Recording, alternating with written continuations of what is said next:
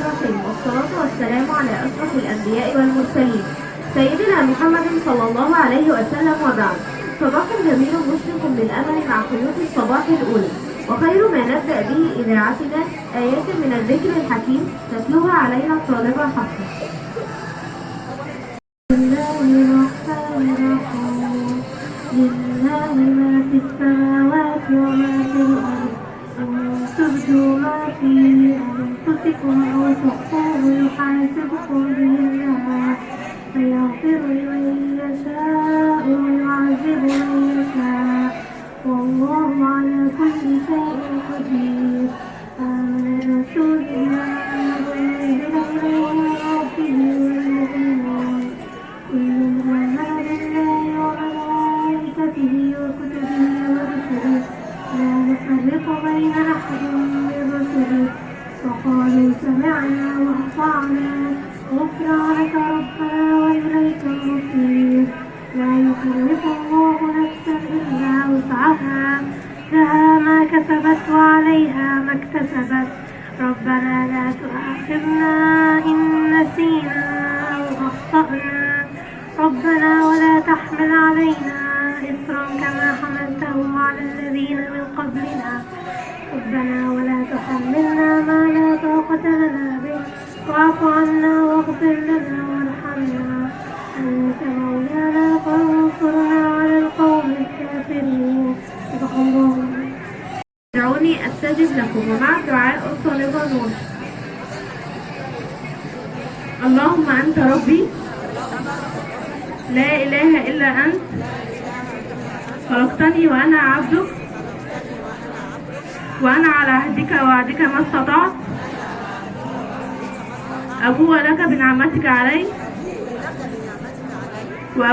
وأبوء لك بذنبي، فاغفر لي فإنه لا يغفر الذنوب إلا أنت. يتم موعدنا بكلمات أشرف المرسلين ومع الحديث الشريف والطالبة رحمة. قال رسول الله صلى الله عليه وسلم: طلب العلم فريضة على كل مسلم. تحقيق التقدم، وبدون العلم لن يكون هناك أي حضارة. ومع المعلومة والطالبة أمينة.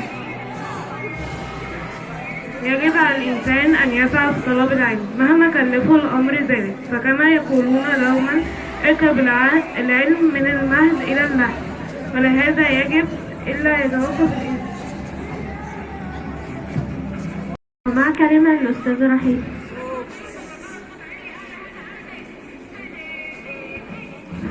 السلام عليكم ورحمة الله. إن شاء الله يا رب ترم جميل وسعيد علينا كلنا، ونحقق فيه أفضل ما لدينا إن شاء الله السنة دي. من وأنا صغيرة بحب قوي القصص والحكايات، خصوصا قصص القرآن. كان بالنسبة لي قصص القرآن حاجات يعني متابعة عليها وبحب أسمعها قوي. النهارده هكلمكم على قصة من أشهر القصص اللي وردت في القصص القرآني، وهي قصة سيدنا سليمان عليه السلام وسبأ ملكة بلقيس. القرآن بيحكي لنا، بيقول سيدنا سليمان بيسأل الجيش بتاعه والكائنات كلها، بشر وجن وطير وكل حاجة، بيقول لهم: أيكم يأتيني بعرشها قبل أن يأتوني مسلمين؟ مين يقدر يسافر بسرعة يجيب لي العرش ويسافر؟ ده مش في البلد، مش الشارع اللي ورانا، ده آلاف الأميال. أيام بقى ولا كان في طيران ولا كان في أتوبيسات، ده كان جمال وحصنة. مين يقدر يجيب لي العرش بتاعها قبل ما هم يقرروا إن هم يدخلوا الإسلام ويجوا يشهروا إسلامهم عندي؟ قال عفريت من الجن، وده من إعجاز القرآن، بيقول دلنا معلومة كده على الماشي إن الجن أشمل وأعم من كلمة عفريت، فعفريت دي اللي هو يعني الواد الشديد اللي فيهم يعني. قال له: أنا آتيك به قبل أن تقوم من مقامك وإني عليه لقوي أمين. قبل ما هتخلص القعدة اللي احنا فيها دي أنا هروح أجيب واجي، وعلى فكرة أنا جامد قوي وأمين قوي وما تقلقش مني. نيجي بقى نبص للناحية التانية لصاحب العلم الواثق من نفسه. قال ايه؟ قال: الذي عنده علم من الكتاب انا اتيك به قبل ان يرتد اليك طرفك. قبل ما عينك تلف كده اللي هي فهمته ثانية انا هجيب. ولا شكر في نفسه ولا قال له انا هبقى قوي ولا امين ولا اي حاجة من الحاجات دي. من هنا نقدر، طبعا القصة فيها عبر كتير وحاجات كتير نقدر نستفيد منها، لكن انا هركز على جزئية فضل العلم والعلماء وثقتهم بنفسهم. انا مش محتاجة اقعد اتكلم عن نفسي انا مين، انا افعالي هي اللي بتقول عني. صاحب العلم يقدر على المعجزات، معجزة بكل المقاييس. يعني ايه اغمض عيني وافتحها من بلد بيني وبينها ملايين الاميال، ابص الاقي عرش، وعرش بالقيس بقى لو حبيتوا تقروا القصة حاجة يعني مهولة.